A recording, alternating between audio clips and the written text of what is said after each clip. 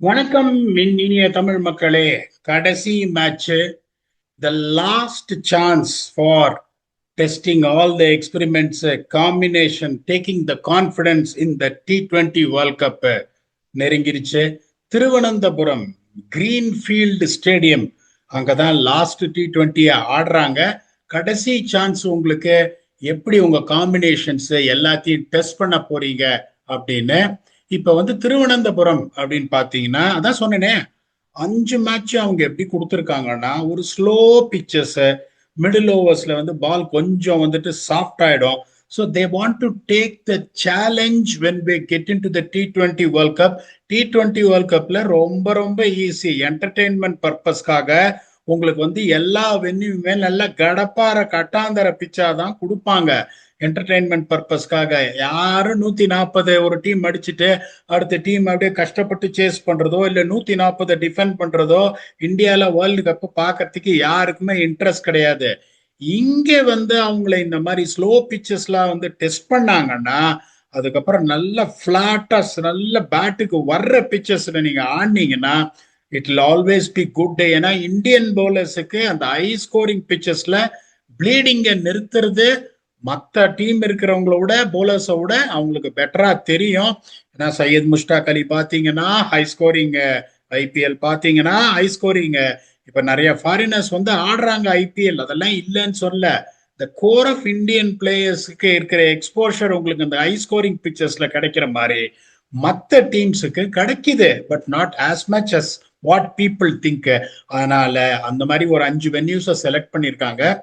4 T20 international இந்த ஸ்டேடியம்ல ஆடி இருக்காங்க. அதுல 2 team batting first, 2 team batting second ஜெயிச்சிருக்கு. ஒரே ஒரு இதுதான் ரொம்ப டிஃபரன்ஸ். இதே நீங்க டியூ வராம இருந்தது அப்படின்னா இதுல உங்களுக்கு பெருசா டாஸ் அட்வான்டேஜ் அதெல்லாம் எதுவுமே இருக்காது.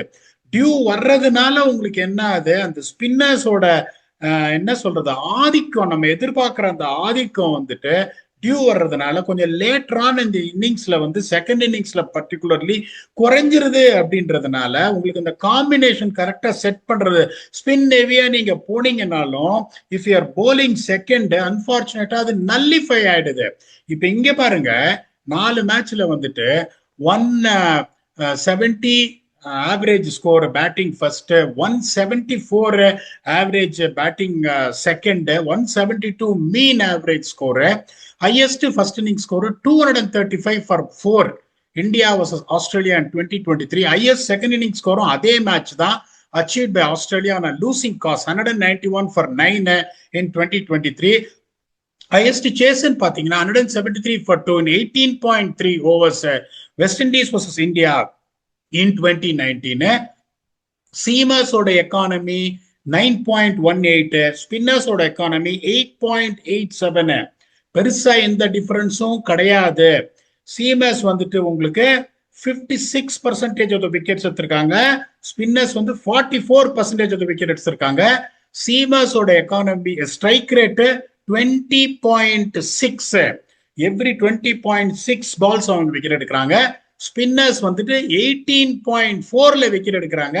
ஆனா பெருசா இங்க ஃபர்ஸ்ட் 3 மேட்ச்ல இந்த ஸ்பின் ஃபேக்டர் ஸ்பின்னர்ஸ் எந்த ஃபேஸ்ல விக்கெட் எடுப்பாங்க அது ஒரு வின் ஃபேக்டரா சொன்னேன். கடைசி மேட்சும் வின் ஃபேக்டர் ஸ்பின்னர்ஸை இன்க்ளூட் பண்ணல. இங்கேயும் the way it has gone பாத்தீங்கன்னா ஸ்பின்னர்ஸ் வின் ஃபேக்டரை நீங்க இன்க்ளூட் பண்ண முடியாது.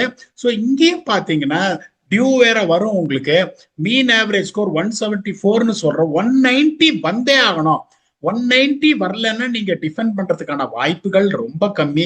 இங்கேயும் 215 நீங்க ஃபர்ஸ்ட் போலிங் போட்டு கொடுத்தீங்க அப்படின்னா I think that you're not bowled according to the condition based on what length which is going to be the key on coastal area pitches like this. இங்கேயும் உங்களுக்கு போன தடவை ஒரு டிஃபரெண்ட் தியரி கொடுத்தேன். இப்ப இந்த தடவை பாத்தீங்கன்னா பவர் பிளேல இங்கேயும் 60 ரன் வந்தே ஆகணும் பவர் பிளேல. அதுக்கப்புறம் 7 to 10 விக்கெட் கொடுக்காம ஒரு 30 for no loss அந்த மாதிரி ஆடினோம்.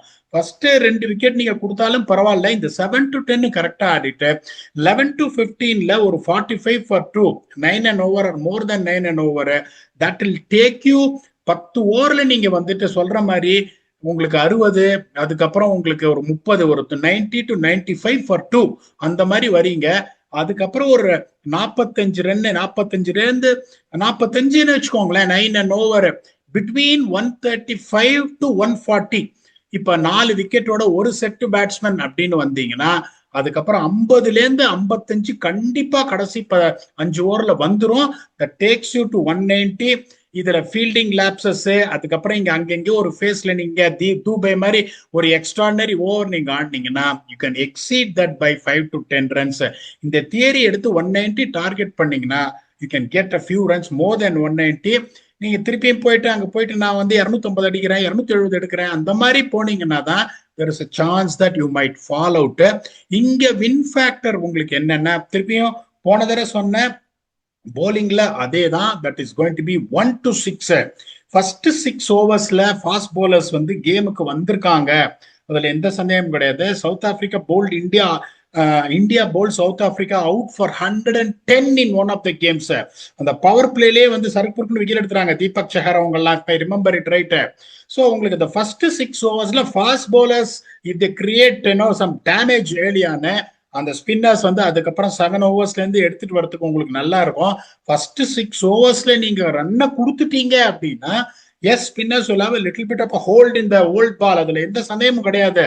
But if the opposition is going to run away in the first 6 overs like what New Zealand did in the last game, then spinners coming back at that time where this run is going at 10 and over run rate, wickets ஒரு wicket மேல போல ஒரு first ஓவர்லயே வந்துட்டு if they're trying to attack the spinners அப்படின்னா spinners might also struggle. So bowling win factorன்னு பாத்தீங்கன்னா அந்த power play first 6 ஓவர்ஸ்ல எந்த team பெட்டரா போலிங் போடுது நம்பர் 1. அதுக்கப்புறம் இந்த 7 to 15ல எப்படி நீங்க கேர்ஃபுல்லா ஆடி after getting a brisk start in power play not to lose too many wickets at the end of 15 overs. New Zealand வந்து 152 இருந்தாங்க 15 ஓவர்ல போன மேட்ச். இந்தியா வந்து 145 இருந்தாங்க, 7 ரன் தான் difference. But India lost the game by 50 runs because New Zealand by 4 down. இது one set batsman நின்னு New Zealand அப்பதான் தூபே வேற அவுட் ஆயிட்டாரு. இந்தியாவுக்கு வந்துட்டு உங்களுக்கு 145 6 down, they folded the next 20 runs to end up with a 50 runs loss. அதனால இங்க second win factor with the bat எந்த டீம் அந்த 7 to 15, அதுக்கு 7 to 15 நீங்க ஃபர்ஸ்ட் 6 ஓவர்ல ஒரு 65 ரன் வந்துச்சுன்னா அதுக்கப்புறம் நீங்க வந்து 6 and over ஆடக்கூடாது. அப்படியே அந்த ரன் ரேட் ரொம்பவும் ஃபால் ஆகாம விக்கெட்ஸ் நிறைய விடாம at the end of 15 overs you should have 6 wickets in hand where both the team உங்களுக்கு வந்து number 8 is not a mug with the bat for both the teams. இந்தியாவும் அந்த combination தான் எடுக்கிறாங்க. அந்த நம்பர் 8ல Harshit Rana is a very good என்ன பொறுத்த வரைக்கும். ஸோ அதுதான் வந்துட்டு உங்களுக்கு டிஃபரன்ஸே ஒழிய அப்படிங்கும் போது 4 விக்கெட் விழுந்திருக்கு அப்படின்னா Harshit Rana expected to bat at number 8 with one set batsman, you expect to be there at the end of 15 overs. அந்த கடைசி 5 over that is a difference between scoring 50 to 65. அந்த 15 ரன் அப்பதான் உங்களுக்கு வரும். So the second win factor is going to be the batting, the team which owns the middle overs from 7 to 15.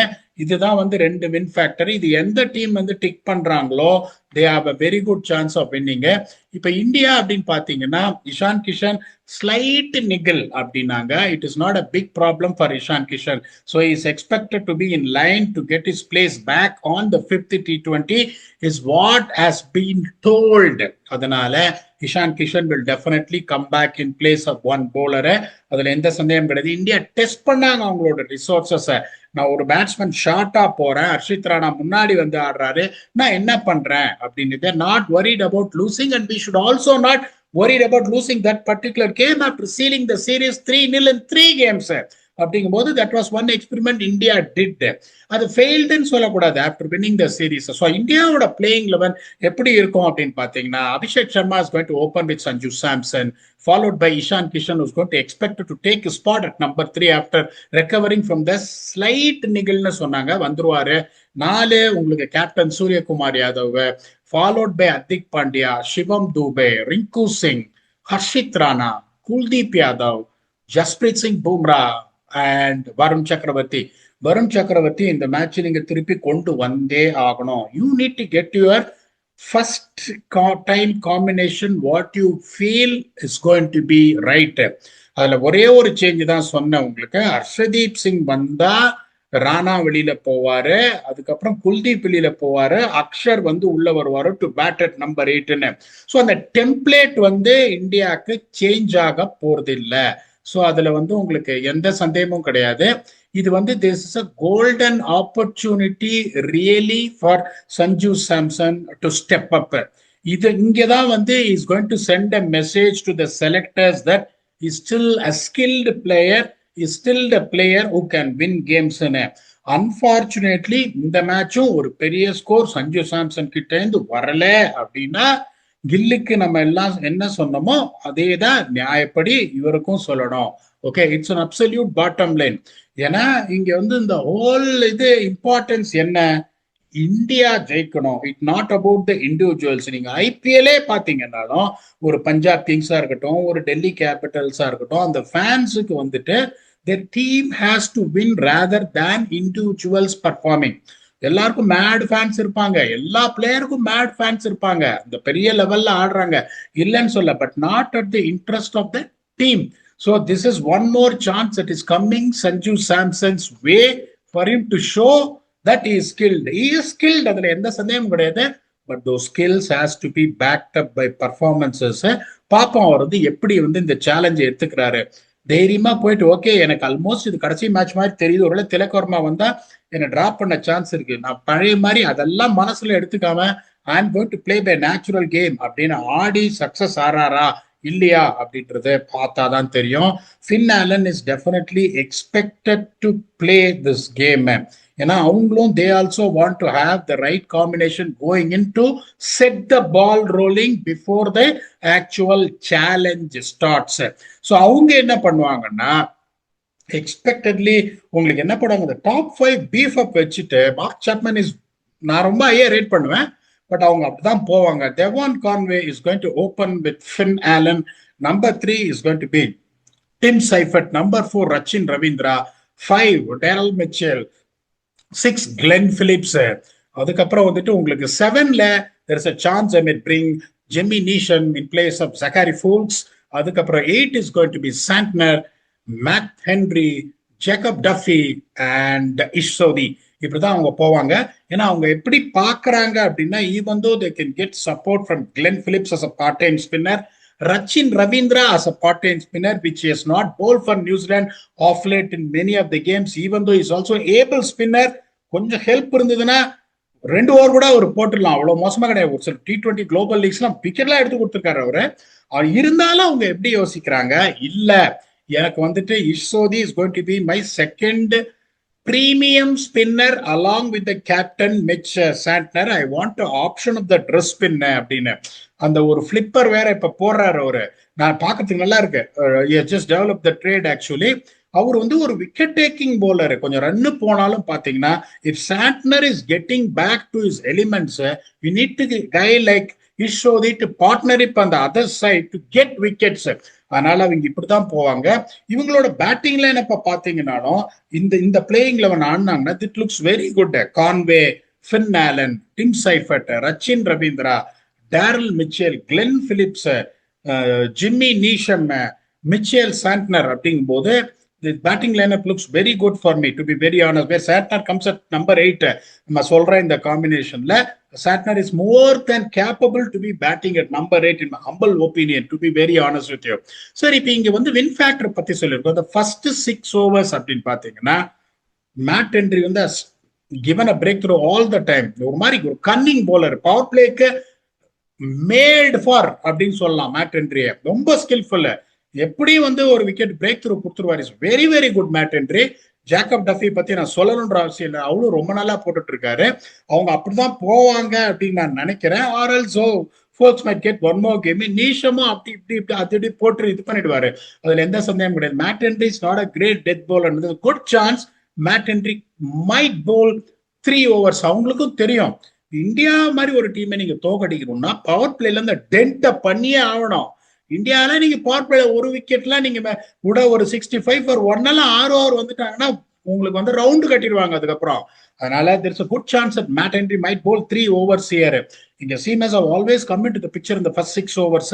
அதனால that should be the case. Either Fox or Jimmy Neesham, that is going to be the question. அங்க பாத்தீங்கன்னா என்னை பொறுத்த வரைக்கும் இந்த தடவை வந்துட்டு உங்களுக்கு ஹர்ஷதீப் சிங்குக்கு அவங்க ரெஸ்ட் கொடுத்துருவாங்க. ரெஸ்ட் கொடுத்துட்டு, பிகாஸ் அவர் போட்ட எல்லா மேட்சுமே நல்லா போட்டிருக்காரு. அந்த ஒரு மேட்ச் 4 ஓவர்ல 53 கொடுத்தாரு, அதுல 2 ஓவர்ல 38 ரன் ஏர்லியரா கொடுத்துட்டு, and he came back brilliantly, bowled in the death overs with 2 overs for 15 runs, so end up with 4 overs for 53 அப்படிங்கும் போது அவங்களுக்கு தெரிஞ்சு போச்சு they're going to play both Bumrah and Harshdeep Singh. Bumrah பாத்தீங்கன்னா அங்கேயும் ஒரு சில மேட்சஸ் டெத் ஓவர்ஸ்ல ரன் கொடுக்குறாரு இப்போ. So they want to have that cushion for another deadly bowler in the death. That definitely is Harshdeep Singh. அதுல எந்த சந்தேகமும் கிடையாது. ஸோ இப்போ இந்தியா அப்படின்னு நீங்க பாத்தீங்கன்னா உங்களுக்கு Jasprit Bumrah, Hardik Pandya has been bowling exceptionally well. Let's be very honest with you. ரொம்ப நல்லா போட்டிருக்காரு பவர் பிளேயர். ராணா போன மேட்ச் அடி வாங்கினாலும் ராணாவும் ஸ்டுட் அப், அதுல எந்த சந்தேகமும் கிடையாது. சோ இப்ப நீங்க பாத்தீங்கன்னா collectively both the teams have traded punches in power play. New Zealand have dominated or India has dominated the ball னு சொல்ல முடியாதுன்றனால அதுல பெருசா வந்துட்டு உங்களுக்கு எட்ஜ் அப்படின்னு கொடுக்கறதுக்கு எதுவும் இல்லை என்னை பொறுத்த வரைக்கும், to be honest with you. அதுக்கப்புறம் இந்த 7 to 15 மிடில் ஓவர்ஸ் பேட்டிங் அப்படின்னு பாத்தீங்கன்னா 4 to 8 வருவோம். சூரியகுமார் யாதவ் ஃபார்முக்கு வந்துட்டாரு. சிவம் துபே பத்தி நான் சொல்லணும்ன்ற அவசியம் கிடையாது. ஹர்திக் பாண்டியா வந்ததுமே அடிக்கிறாரு. To be very honest with, Rinku Singh is playing is best cricket என்ன பொறுத்த வரைக்கும். அந்த மாதிரி எக்ஸ்ட்ரானரி ஆடுறாரு. And then Harshit Rana can also do a damage with bat. So இப்போ இங்க பாத்தீங்கன்னா உங்களுக்கு நம்பர் 4ல ரச்சின் ரவீந்திரா இருக்காரு, நல்லா ஆடிட்டு இருக்காரு. Okay, Daryl Mitchell has been in brilliant form. Glenn Phillips has been in devastating form. Jimmy Neesham can bat. He's a useful contributor. And Santner also. ஆனா அங்க பவர் ஹிட்டிங் அப்படின்னு பாத்தீங்கன்னா இங்க Mitchell and then Glenn Phillips அவங்க 2 பேரும் எடுத்துட்டீங்கன்னா அங்க கொஞ்சம் பவர் கொஞ்சம் ஜாஸ்தியா இருக்கு. சூரியகுமார் யாதவ் விட்டுருங்க, பேட்டர் நம்பர் 4. துபே என்ன பண்ணணும்னு காமிச்சாரு. பாண்டியா பத்தி எல்லாருக்கும் தெரியும் உங்களுக்கு. Rinku has got double gears. வந்து அவரால் 4 6 ஒரு ஓவருக்கு அடிக்க முடியுன்றதுனால ஒரு ஸ்லைட்டஸ்ட் எட்ஜ் இதுல இந்தியா இருக்குன்றதுனால India will go with 50.5, the slender of all edges I am giving. ஏன்னா இந்த பிட்ச் அப்படின்னு பாத்தீங்கன்னா ஃபாஸ்ட் பவுலர் ஸ்பின்னர்ஸுக்கு பெருசா எதுவும் எட்ஜ் கிடையாது. Spinners running through the batting line up அந்த ஹிஸ்டரி இங்க கிடையாது. Fast bowlers running through the batting early and running த்ரூலாம் கிடையாது. விக்கெட் எடுத்திருக்காங்க. டீம் பேட்டிங் ஃபர்ஸ்ட் 2 ஜெயிச்சிருக்கு, டீம் பேட்டிங் செகண்ட் 2 ஜெயிச்சிருக்கு. அப்படிங்கும் போது எல்லாமே ஈவன் ஸ்டீவன்ஸா இருக்கு. New Zealand has not played bad cricket at all. இந்த 3-1 நீங்க பாக்குறீங்க. 15 ஓவர்ல இந்தியா 200 சேஸ் பண்ணாங்க. 150 10 ஓவர்ல சேஸ் பண்ணாங்கன்னா you can easily write them down saying that they have been hammered அப்படின்னு. அதை நான் சொல்ல மாட்டேன். even though India have been slightly on top when it comes to New Zealand, அதுல எந்த இதுவும் கிடையாது உங்களுக்கு. no doubts whatsoever on that. New Zealand has also competed well and the win by 50 runs. 50 runs பெரிய margin வின்னுங்க. Bottom line என்னை பொறுத்த வரைக்கும் 20 ரன்ல T20ல ஜெயிச்சிங்கனாலே it's a handsome win in man. 50ங்கும் போது it's a crushing win. they'll always have a confidence. they got nothing to lose. series போயிடுச்சு ஆல்ரெடி 3-1 அப்படிங்கும் போது they got nothing to lose. and then I'm expecting these 2 changes to happen. Finn Allen to be getting a dangerous player அவரை. so அப்படிங்கும் போது India will go with the slightest of all margins edge. இதுல game changers அப்படின்னு பாத்தீங்கன்னா திருப்பியும் I'm picking Ishan Kishan and Daryl Mitchell. hopefully Ishan Kishan is fit. அதுல எந்த சந்தேகம் கிடையாது. ஒருவேளை இஷான் கிஷன் ஃபிட் ஆகலன்னா சேம் காம்பினேஷனை வச்சுன்னு இந்தியா போறாங்களா, இல்ல திருப்பி ரவி பிஷ்னாயே ஆடி வருண் வேண்டாம் ரெஸ்ட் எடுக்கட்டோன்னு இது பண்றாங்களா, இல்ல ஸ்ரேயஸ் கொண்டு வராங்களா? That is going to be $1 million question to be answered. இப்ப நான் என்ன பண்ணுவேன், I've been a big supporter of Gambhir in this series. எல்லாத்தையும் அவர் கரெக்டா பண்ணிருக்காரு. இப்ப நீங்க எப்படி யோசிக்கணும் அப்படின்னா போறோம் experiment. What is going to be my first choice playing 11 come first match in T20 World Cup? Obviously Tilak is going to be a mess. Tilak will get his place in place of one of the guys, unfortunately will be left out, either Sanju Samson or Ishan Kishan. Almost உங்களுக்கு நீங்க எப்படி ஆடணும் இதெல்லாம் உங்களுக்கு தெரிஞ்சிடும். What is going to be the choice for it போது they have to play their full time. I won't mind even Harshit Rana warming the bench and Harshdeep Singh playing. ஏன்னா Harshdeep Singh is expected to start அப்படிங்கும் போது அதையும் நான் எதிர்பார்க்கிறேன். அவங்க எப்படி யோசிப்பாங்க, இல்ல ஹர்ஷதீப் சிங் எனக்கு ப்ரூவ் பண்ணிட்டாரு, எனக்கு தான் பிளேயிங் 11, ராணாக்கு இன்னொரு சான்ஸ் கொடுக்குறேன், போன மேட்ச் 4 ஓவர்ல 54 ரன் போச்சு, வாட் கெட் இஸ் கான்ஃபிடன்ஸ் பேக்னு நினைப்பாங்க. அப்படி நினைச்சாங்கன்னா அதையும் குறை சொல்றதுக்குலாம் எதுவுமே கிடையாது. பார்ப்போம் என்ன நடக்குதுன்னு. whether the series is going to end 4-1 on a big margin for India or 3-2, still in favor of India, where 3-2, you can always say it is a contest between both the sides. And the 4-1, the margin is going to be bigger. Papa, the last chance, last preparation for both India and New Zealand before getting onto the battle of the T20 World Cup. One team was always been consistent in ICC trophies, troubling all other teams, but unfortunately not crossing the line. And the other team is searching for something which no team ever in T20 World Cup has ever done, that is defending a T20 World Cup, that is India. Papa, enna nadakudhu come 31st night after the last game is over, we will come back and do a detailed review on where the score line stands, which team has gained more points.